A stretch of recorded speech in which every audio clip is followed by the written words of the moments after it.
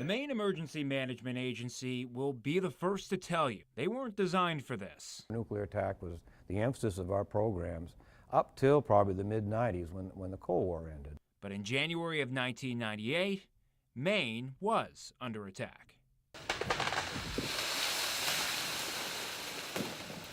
You could see the transformers flashing in the sky. It was very eerie. It was like a war type thing. Operations Chief Michael Grant says while the state was coated in ice, he was buried in paperwork. I can remember we had chalkboards just full and lists and lists and lists of where things were and where people needed to be.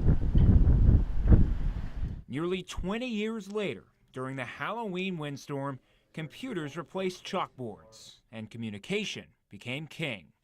About a week before the recent windstorm, we had all of the players in here and we were getting real life type scenarios that we would get during an ice storm combined with a solar event.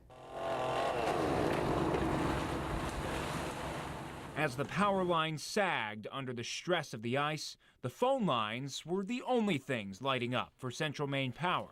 Back during the ice storm, we had to make individual phone calls to each of our neighboring utilities asking if they had resources, and it was a very long, drawn-out process. But when nearly 500,000 lost power over Halloween last year, crews from across the continent were here to light up vacation land.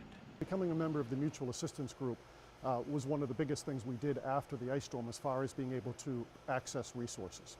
CMP also started a statewide effort to trim tree branches near power lines, and all officials put the power in the hands of the people.